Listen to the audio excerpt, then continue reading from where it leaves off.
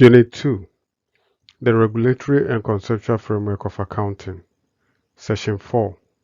Approaches to Income Measurement.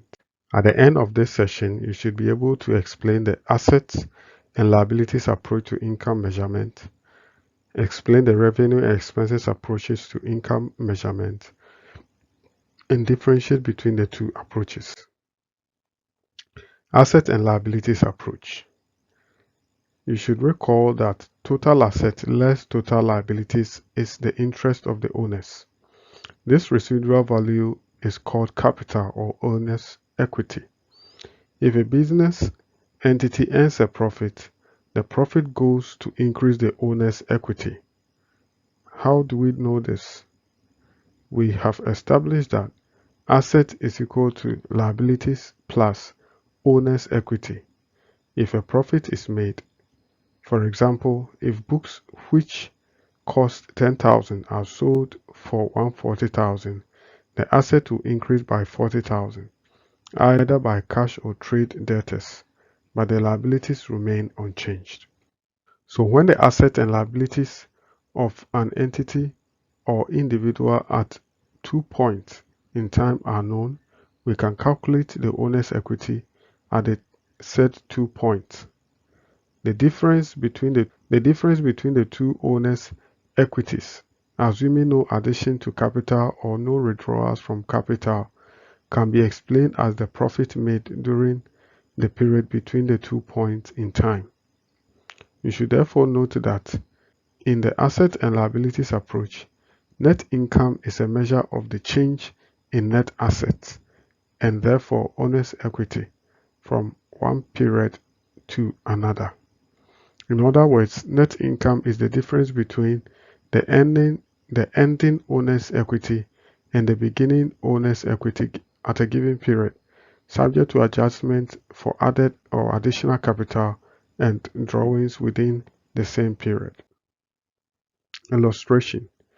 At the beginning of 2022, the assets and liabilities of ABI Enterprise, a trading concern, were premises 26 million, vehicle 15 million, stocks 6.6 million, trade debtors 17.8 million, trade creditors 12 million, and expenses owing 6.4 million.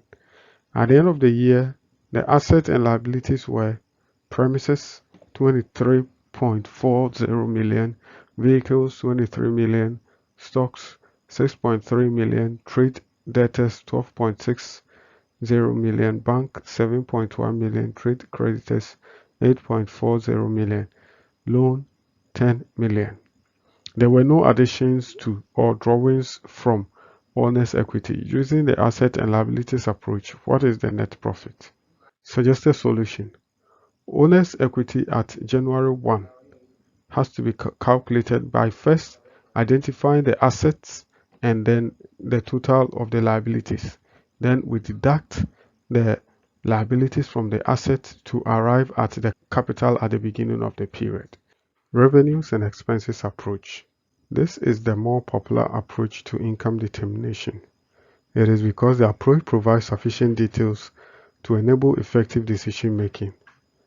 You should recall that the main purpose of accounting information is to provide a basis for decision making. In the revenues and expenses approach, net income is the difference between the sum of revenues and gains on one hand and the sum of expenses and losses on the other. An illustration. At the end of the first operating period, KWO Enterprise recorded the following data. Sales revenue 46.5 million, salaries and wages 7.2 million, office and trade expenses 4.52 million, rent rates and insurance 1.05 million, miscellaneous expenses 350,000, cost of goods sold 29 million, bad debts 110,000, discount received 250,000, discount allowed 300,000. At the end of the first required, using the revenue expenses approach, determine the income of KWO Enterprise for the first year of operation. So what we do is that we identify the revenues and gains and add them. Then we also identify the expenses and losses. Now we deduct the total of the expenses and losses from the revenues and gains. If the revenues and gains exceeds the expenses and losses, then we have maintained our income, or we have made profits. On the other hand, if the expenses and losses exceeds the revenues and gains, then we would have made losses. In this session, we discussed the asset and liabilities approach to income measurement, the revenue expenses approach to income measurement. Thank you.